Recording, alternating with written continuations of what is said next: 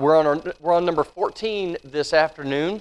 We've talked about the children of the bride chamber. We've talked about the new patches in the old garment, the incompatibility of the old law and the new law, the nation of Israel and the church, the incompatibility of those two things, as well as the new wine and old wineskins, the idea of new and old treasures, the growth of the kingdom, the similitudes of the kingdom, the growth of the kingdom, how quickly it is promised that it will grow and it will not remain small. If you think about it, this would have been of particular concern, especially to those folks, because they are very used to being a small minority in a very large world. Okay, the children of Israel, even when the kingdom was at its height, they never really numbered that many. All the nations around them were much bigger, much larger. In many cases, way more powerful. If God had not been at the helm, it would have been very difficult for them. Of course, they wouldn't have had a kingdom had God not been at the head. But this would have been something that would have been very interesting because they are used to being small, very much a minority, and it's promised that this kingdom, this coming kingdom of the heaven, was going to be enormous. It was going to be large. It was going to go all the way around the world. This would have been very new to them. It would have been something of great interest, the idea that this church, this coming kingdom would be so large.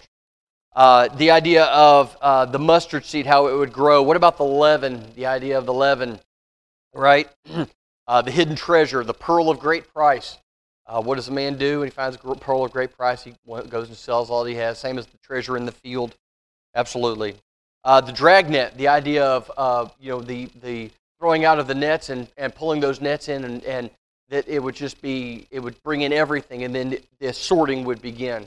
The fish that were desirable, the animals they caught would be desirable, would be pulled out, and everything else would either be left to rot or would be returned to the sea. All right. Then we got into the responsibility of hearing, and the parable that we used for that was what? The soils, right? You would the seed was being strewn, and it would be heard by some. Well, it would be heard by all. Some would disregard it completely. It fell on hard ground, people whose hearts were hardened. Then some would fall on stony ground, and some would fall into ground that would choke it with thorns, and then some of it fell into the good ground. Of course, that goes into the ideas, not only just the idea of hearing, but what is our heart like? There are a lot of people who love to hear things, but their heart's not right to hear it and listen to it and obey it. And that was the point of the parable of the soils. Then we talked about the idea of children at play. Translating, it's not just a matter of hearing, it's also a matter of doing. We can't merely hear the word, we have to do the word. And the parable about the idea of children at play.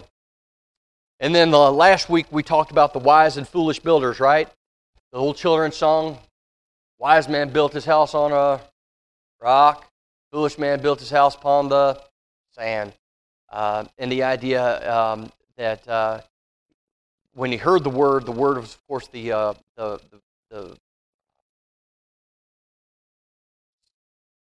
foundation. I'm trying to get the word out, foundation. But the house has to be built. It's a simple matter of having a foundation. I thought about this when I left, and I didn't bring this out when we would go to Jamaica. And well, you probably remember this. You go to Jamaica, and as you drive through the countryside, you'll find a lot of houses that have been started, but they've years passed before they build up off of that foundation. You'll find tons of places. You go through the countryside, and there's 20, 30 foundations that have been laid, but there's not one wall. And what happens is, a lot of times these people are living in the States, and they send money, and then when they get enough to come home, and they build themselves a house. But I thought about that, the idea that it's not simply a matter of having a foundation. Something has to be built on the foundation. Okay? It's not enough just to let that one portion remain. Something has to be built on it. So we talked about the idea of translating hearing. Not simply a matter of hearing. It has to be doing as well. All right, so lastly, in the early ministry parables of Jesus, if you want to turn to Matthew chapter 13,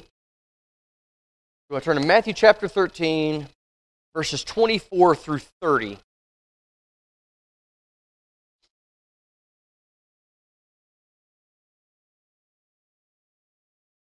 All right, Matthew chapter 13, verses 24 through 30, and we'll read. The great thing about this parable is he explains it. He doesn't do that with all of his parables, but he explains this parable a little bit later on in the chapter. All right, so another parable Jesus, put forth to them, saying, the kingdom of heaven, this coming kingdom, which will be the church, the kingdom of heaven is like a man who sowed what in his field? Good seed. All right, what do we know the good seed to be? Gospel, right? Message of Jesus Christ. But while men slept, his enemy came and sowed tares among the wheat and went his way. But when the grain had sprouted and produced a crop, then the tares also appeared. So the servants of the owner came and said to him, Sir, did you not sow good seed in your field? How then does it have tares? Okay, so let's think about this for just a second. We don't often think about the idea of putting out a crop and having an enemy come and try to sabotage our crop, do we? Not something we typically think about or really have to worry about. Do you think this may have been something that they would have been familiar with, rather than an enemy come and confront you to your face and to seek, to wreak havoc on you personally? They're coming in by subterfuge. They're coming in quietly. They're coming in and doing something behind the scenes. We can understand that, but the idea of coming and sabotaging crop really doesn't we can't really empathize with that, can we? Have we ever seen anything like that happen? The idea of sowing bad seed in a crop to destroy a crop, it's not something we're typically familiar with. But we can understand somebody coming in and doing something behind the scenes, not to our face, but certainly behind the scenes to damage us in some way. Many of us may have been victims of a gossip campaign or a smear campaign or slanderous words that are spoken by somebody else. So we could kind of understand that, and the idea of something being done undercover. Okay, so we can understand that. So this enemy comes and he sows tares among the wheat, and then what did he do? He went his way. This shows that this enemy has very little concern. It's almost as if it's simply for mischief's sake. It's just a desire to hurt. I'm not even going to stick around and see the damage. I'm going on my way. I'm not going to hang around for as long as it takes for this to occur, for the damage to occur. I'm going to go on my way. But when the grain had sprouted and produced a crop, then the tares also appeared. I found this kind of interesting because I was not really familiar with the idea of a tare. What's a tare? It's a weed. It is. It doesn't necessarily hurt anything, but it doesn't help. It's not an edible crop. It's a weed. It's not desirable. But what I found out was that when they're very young, wheat and tares, at least the ones that we read about in Scripture, they're very similar. They look almost exactly alike. When it's immature, when that crop first starts to come up, it looks as if it's all wheat. And then as it matures, it gets a little older, and the crop matures and gets older and matures and gets older. You'll see the differences start to appear. And I meant to get a picture so that we could see something, but it's easy enough to find. If you just go home and look it up, Google it, that's always the best way to do it. Just look it up, and it'll show what immature wheat and immature tares look like, at least the ones we read about in Scripture. They're very, very similar. And if you were not looking specifically for it, if you just walked by and looked at all of that crop coming up, you'd say it was all wheat. So there was no reason, no cause for alarm just yet. You might not even know that the damage was done, which leads us to a little bit better understanding of the script of the passage. You don't even realize that there's a problem yet. But it wasn't until later, until the crop has started to mature. But when the grain had sprouted and produced a crop, then the tares also appeared. So the servants of the owner came, and they said to him, Sir, did you not sow good seed in your field? Well, of course he did. What owner would go and sow bad seed in his own field?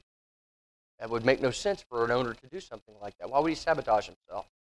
How then does it have tares? Okay, so it's a well-meaning question. Why, we sowed? It's a rhetorical question. Didn't you sow good seed? Yeah, we sowed good seed. Then why are there tares? And he answers. He knows the answer. He knows the answer, and he gives it to him. He says, "An enemy has done this." Don't know what the enemy is in regards to this particular portion. Doesn't know who the enemy is, but an enemy has done this. Somebody who seeks to do me harm. The only explanation for it. The only explanation. Why would this occur of any other way? The servant said to him, Do you want us then to go and gather them up? And that's a logical question. You know, we want a good crop. We're not interested in tares. We don't want weeds. Should we go in then and kind of pull them up? He says, no, because lest while you gather up the tares, you also uproot the wheat with them. That makes perfectly good sense too. You go in there and you're indiscriminate about how you're pulling these weeds out, you might damage the good stuff along with the bad. So what we're going to do is we're going to leave it alone. Also this, well, we'll wait until we get to because I want to make sure we make a point. The point is, it is not for the workers to discriminate between the wheat and the tares. Okay, it's something that's going to occur later, and it's not something for the workers to be concerned with. It's something that's going to occur that the master is going to do. So let both of them grow together until the harvest, and at the time of harvest, I will say to the reapers, first gather together the tares and bind them in bundles to burn them, but gather the wheat into my barn. All right. Any questions about the parable itself? Does it make perfectly good sense? What point is he trying to get across to his listeners here? What lesson is he trying to teach the workers, his listeners, the people who are following along with this? What's that? Okay, there's going to be difficulties. Yep. Okay, tend the crop. What else? What else?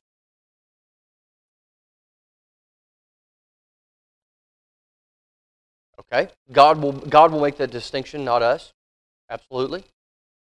It goes to show that that there is a master, there is a crop, and that crop will come to completion. Okay, there's going to be a time when the crop is mature, and there will be a time in which there will be a harvest. Okay, this is a big lesson he's trying to teach them. This world is not infinite. All right, this world is not infinite. It is a finite, it is a temporary existence, the one that we are living in right now. Everything else we said, absolutely correct. There's going to be difficulties. There are enemies. You know, we're going to have enemies. God has enemies. You wouldn't think that the master of the universe and everything that is in it has enemies, but he has an enemy. All right, and that enemy seeks to do him harm. Now, at the end of the day, it's interesting to show what the extent of the damage is. Was God damaged by the tares in the field? Who's damaged by the tares in the field? The tares. Okay? The only people that are going to suffer because of the tares that have been sown are the tares that have been sown. God continues to reign supreme. And at the end of the day, the only person that's going to be hurt is going to be the person that's going to be cast into the furnace. Okay? Only one's going to be bundled up into bundles to be thrown into the fire. That's the damage. And those people are going to be damaged, but only them. You can't hurt God in that sense. Okay, God reigns supreme. All right. So, having said that, let's go forth a little bit further in chapter 34. Or I'm sorry, chapter 34, verse 34. Chapter 13, verse 34. Sorry. He relates to him a couple of other parables, but then he gets to verse 34, and it says, "All of these things Jesus spoke to the multitude in parables, and without a parable he did not speak to them, that it might be fulfilled which was spoken by the prophet, saying, I will open up my mouth in parables, I will utter things kept secret from the foundation of the world." All right. Also goes to show that these things that Jesus is speaking of have been preordained and have been foretold from the very beginning of time. God always had in mind that there was going to be a final time of existence on this earth, and there would be a harvest. He said that he has foreordained that there are going to be a group of people that will be lost, and there's going to be a group of people that are going to be saved. And he is the one that is ultimately responsible for separating out the wheat from the chaff. It's his responsibility, not ours. Now, do we decry false doctrine? Certainly so. We have the right and responsibility for righteous judgment. We can look at something that is wrong, that is incorrect, and we can call it for what it is. We are not bound by the world's definition of judge not. We're not bound by the world's idea of what judge not means. What we're bound by is what the Scripture says, and we are to judge, but with a righteous judgment, not with the judgment as the flesh or as of men. but we judge with a righteous judgment. Does it fit with the Scriptures? If it does not, then we have the right to say it is wrong and it needs to be rejected. Okay? Certainly. Yeah, and the reason they didn't do anything is because the master said not to do something with it. Had they been left to their own devices, what could have happened? They could have gone in, tried to make this change themselves to mitigate the damage, so to speak. But what damage would they have done? They could have, what it says, you might uproot the wheat with the tares, and then we've lost the entire crop. Okay, all right. So, having said that, let's go to verse 36. The parable of the tares, and here he explains it. So then Jesus sent away the multitude. And remember, he didn't speak to the multitude in anything other than parables. But then he sent the multitude away. And he went into the house, and his disciples came into him, saying, "Explain to us the parable of the tares of the field." They want to know what it means. I know you spoke to them for a particular reason, but could you explain this to us so we can have a better understanding? So he answered, and he said to them, "He who sows the good seed is the Son of Man, which is who?" All right. So Jesus sows the good seed. The field is the world. The good seeds are the sons of the kingdom, right?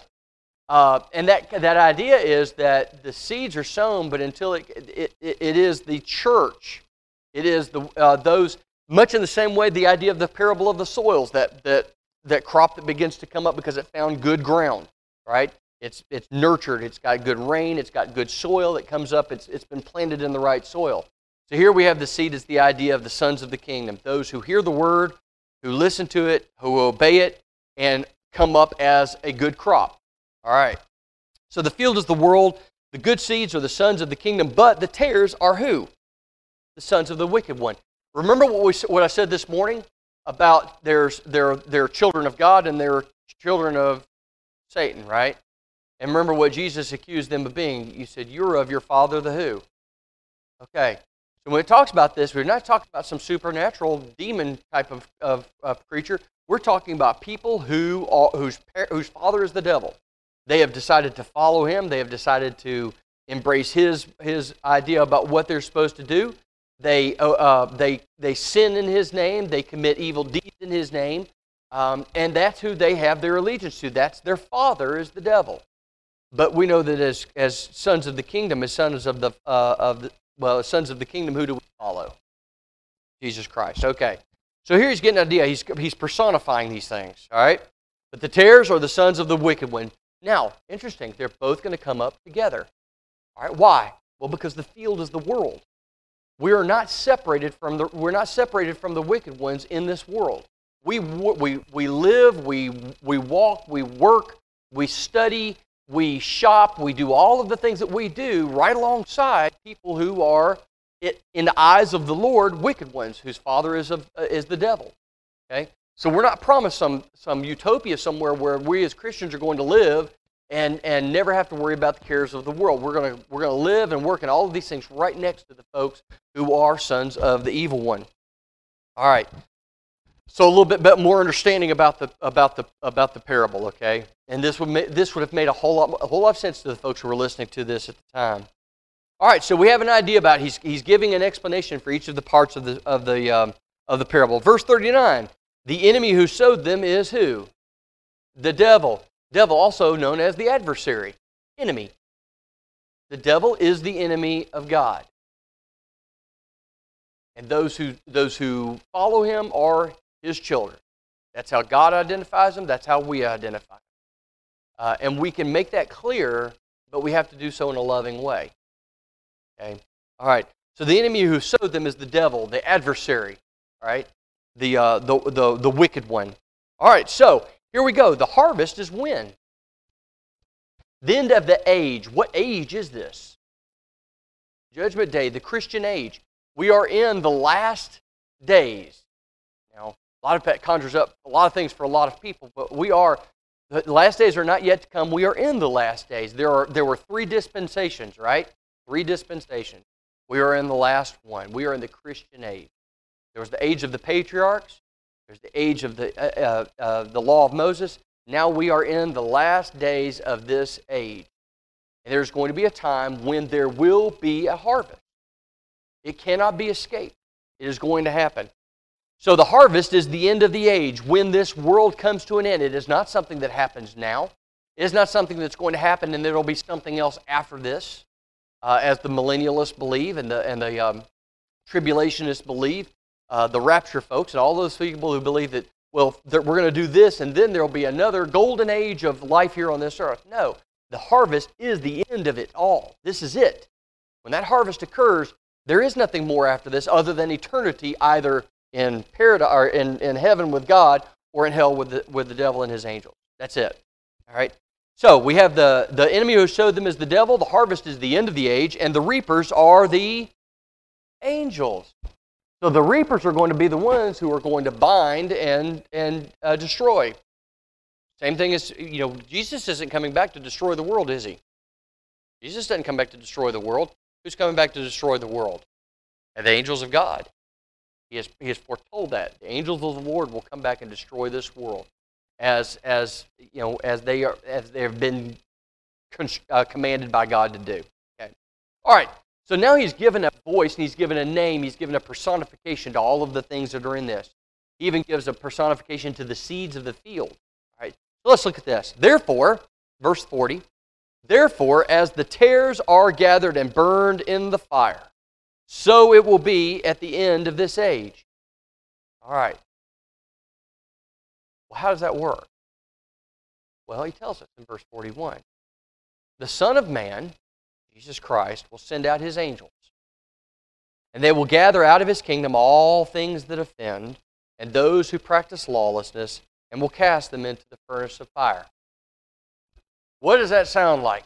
Does that sound like something that's going to be a temporary thing? The idea, and see therein again, what we think about is the idea of fire.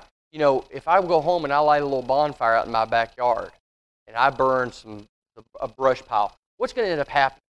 That brush is going to burn up, and the fire will die down, and eventually the embers will go out, and that fire will cease to exist. It won't be a fire anymore.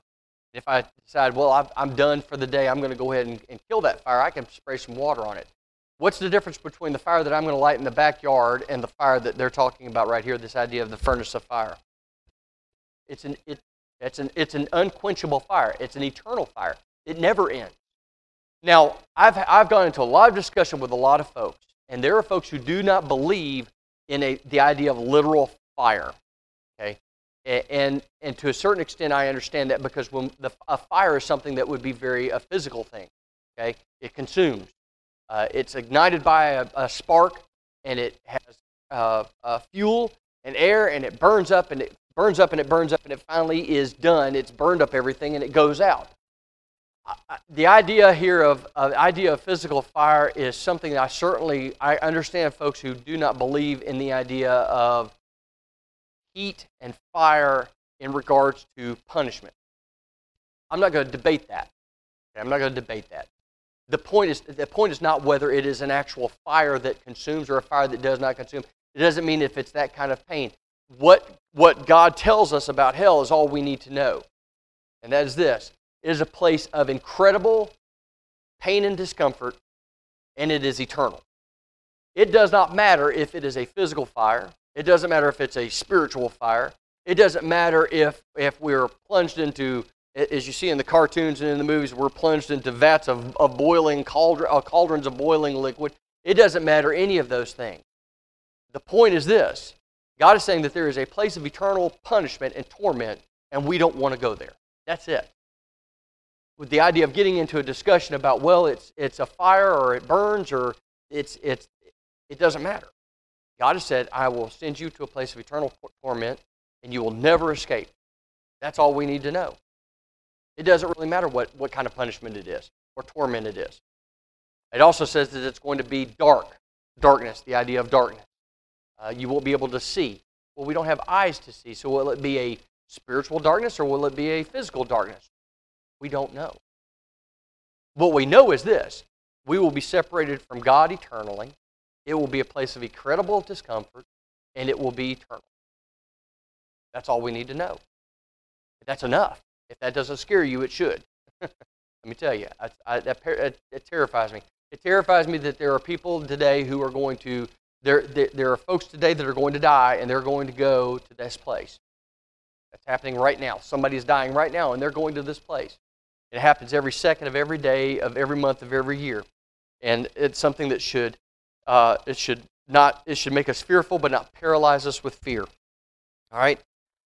Anyway, he will cast them into the furnace of fire. There will be wailing and gnashing of teeth. That gives us an indication. Wailing and gnashing of teeth. Doesn't sound like a great experience. Doesn't sound like anything I want to be a part of.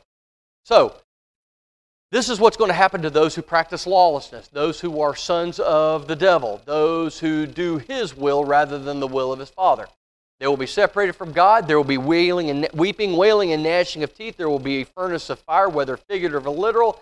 It doesn't really matter. It's a place of incredible pain and discomfort. Now, interesting that he puts the bad part of it first. Because then what is he able to do? He's able to finish with the good part. This is the message that he wants to impart to us. But, what then? Verse 43. The righteous will what? Shine forth. Okay? They will shine forth as the sun in the kingdom of their Father. He who has ears to hear, let him hear. Or those who want to hear, those who desire to hear, listen, because I'm going to tell you. This is what's going to happen. And it is a matter of, we have an idea, we really can't understand why Satan wants to do what he does. There's nothing in it for him. Remember this. There's nothing in it for him. There's no reward to be had. His reward is eternal punishment. There's nothing that he can gain by doing what he does. He can't, no matter what he does, he can't get himself out of a punishment that has been set for him. His mind has been made up and his fate is sealed. Why then does he do the evil things that he does? We understand part of it is why would this enemy come and sow tares in the field of the master?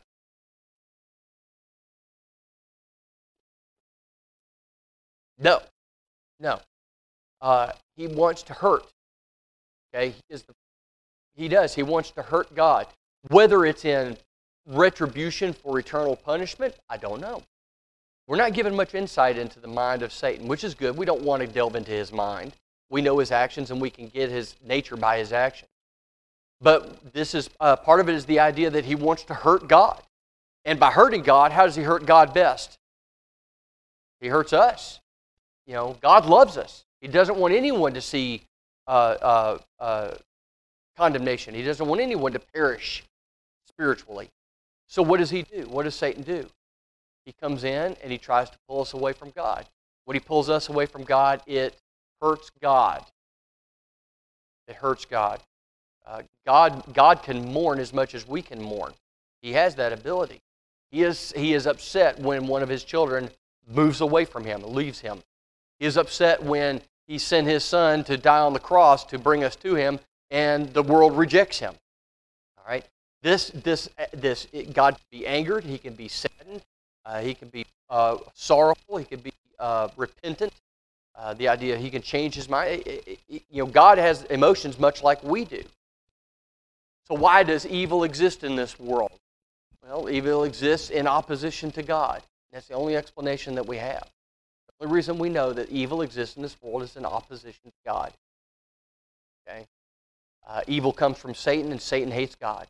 He hates us as much. He hates us even more when we love God and seek to obey Him. He hates us for it. So what is he going to do? He's going to try to pull us away. Pull us away, pull us away, pull us away. And by doing so, he has, in his mind, he has, stuck his thumb in the eye of God. Okay? He knows that God reigns supreme. He knows that God is in control of all. And this is one more simple way that he can seek his revenge, so to speak. Okay. Like I said, the idea of getting too far into the mind of Satan is not where we want to be. We see it borne out all over this world. If you want to know the nature of Satan, look at some of the things that are done by human beings, and then we'll know the nature of the devil. Okay. So here it is. It's the parable explained. Anybody got any insight, anything they want to add to it?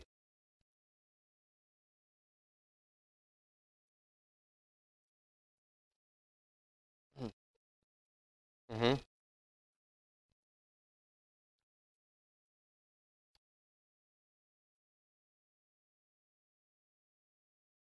Mm-hmm. Mm-hmm. Yeah. It says that. Of course, you're looking at the physical aspect of it. It said, the light belongs to God. The darkness, the deeds of evil are done in darkness, in secret, where people can't see. Because look what he says in verse 25. It says, "But while men slept, his enemy came." So it also tells us what about ourselves? We cannot let our guard down. Absolutely.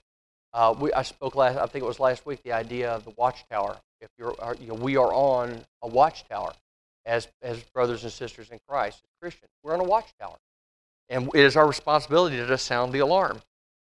And in many cases, that's all we're able to do. Okay, if someone chooses to go into sin, as much as we can plead and cajole and reason with, at the end of the day, it's somebody's decision to go into sin.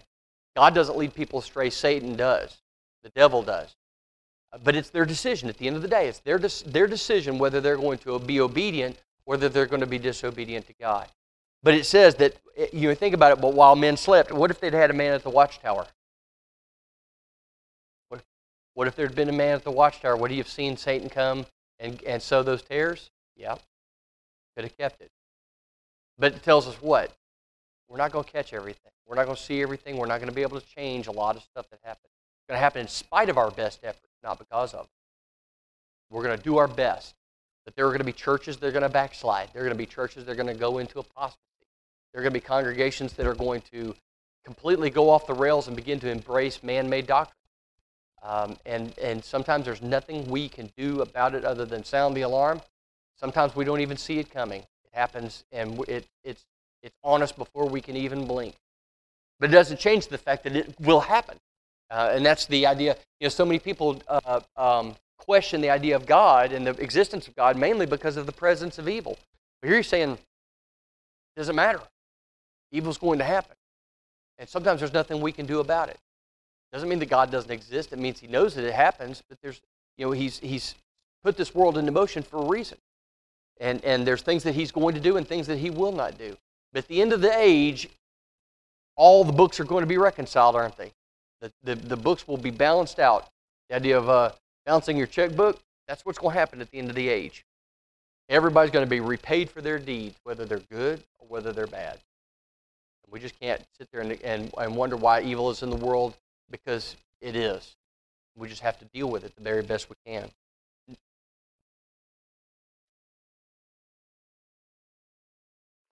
Oh yeah, well, I mean, the Apostle Paul even talks about that. Jesus spoke about that. He said, there's going to be times when there are going to arise false teachers. Okay, that means that at one point there were no false teachers. Okay, people who spoke the word of the Lord spoke the word of the Lord in spirit and in truth, and there was going to arise false teachers. Who are they going to come out of? The church. Those false teachers are going to come out from out of the body itself. And they're going to pull people away from the doctrine of Christ. They're going to whisper things to them. They're going to tell them things they want to hear. But yeah, sometimes we don't even see it coming. I dare say many of us probably know congregations where you inquire about how they're doing, and you find out to your dismay that the congregation that you once attended or you once knew is not the congregation that it once was. It's embraced doctrine that is contrary to the will of Christ. And that happens. And we can sit there and bemoan it all we want, or we can realize that this has been foretold that it was going to happen. It's going to be like this. The best thing that we can do is be on the lookout, but we can't do everything. We're not going to catch everything. Any other thing? Anything else anybody wants to say about the parable of the tares? Tares in the wheat. Okay. I think another part of it is the idea that we've been promised that the enemies of God will be punished. For the most part, we're a pretty just people. Human beings are pretty. We may turn a blind eye to injustice, but we know when it's occurring. We know when the right thing is being done for the right reason. And while we are saddened by there are folks that will be punished, we realize that they're being punished because they were enemies of God, not because of our own understanding, but because of God's understanding and God's commands. They will be punished for their misdeeds. They will be punished for being the enemy of God. And it should bring us it should bring us a sense of comfort to know that God is a just God, and He will punish those who are His enemies. He's going to punish those who stood against the church, those who sought to overthrow the church and to destroy the church from outside and from inside. These men who are pulling away congregations to false doctrines. There's a doctrine that's had a resurgence at the AD 70. They believe that Jesus actually returned in AD 70. And there's a big thing coming out of this, and the Brotherhood has been trying to debate these folks, and they won't debate because they know they have nothing to stand on. But these people are going to have a reward, and it's not going to be what they thought. They're going to be punished for pulling people away into false doctrine. And I'm glad of that. I'm glad that God's enemies will be punished. They need to be punished. All right, anything else? All right, we'll finish this up. Next week, we're going to get into the second half of Jesus' ministry and the parables that go along with the second half. So if you got your little outline, take that home, read through the first two. Leave the first two, because after the first two, that's what we'll be getting into this next week, is the first two of the second half of our study in parables. And we'll look forward to that next week. We're going to extend the invitation at this time. We're going to sing a song, and we invite anyone who needs the prayers of the congregation in any way. If you want us to pray for you or with you, we want to do that. Don't get out of here without allowing us to serve in any way we possibly can. So come while we stand and while we sing.